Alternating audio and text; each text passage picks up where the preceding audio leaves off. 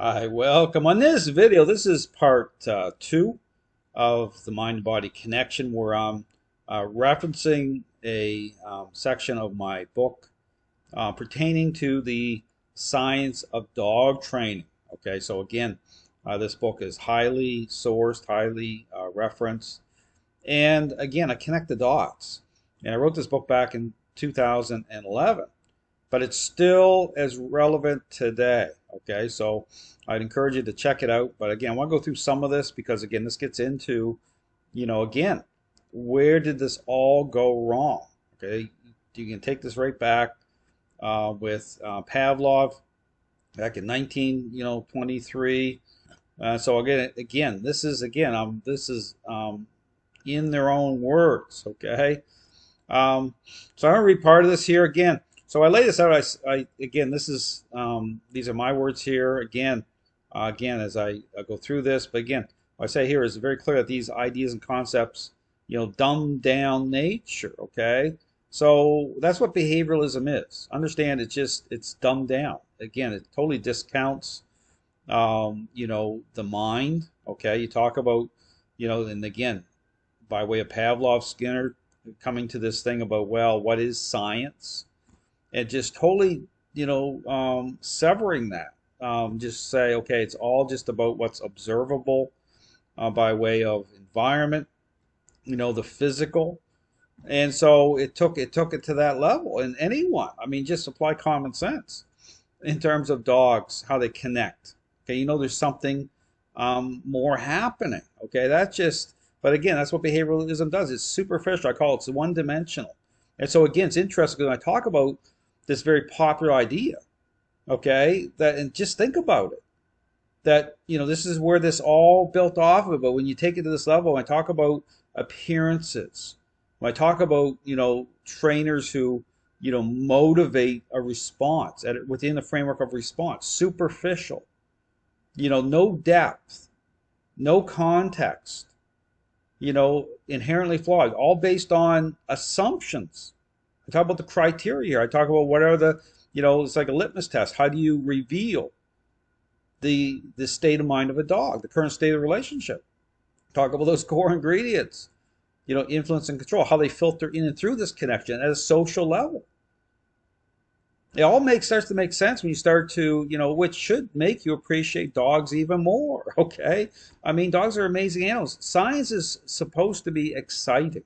Okay, this is like robotic, dumbed down behavioralism. This is where all the problems started, and I show it right here, just in black and white. But you talk about, again, this superficial idea, motivating a response. There it is. There's no depth of anything. There's no consideration as to what, is really happening.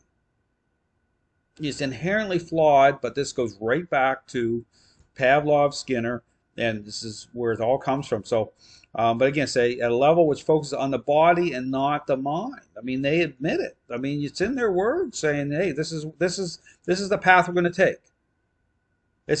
So again, we talk about science. When I talk about the dog, what has been marketed in the dog training world, it's inherently flawed at its core.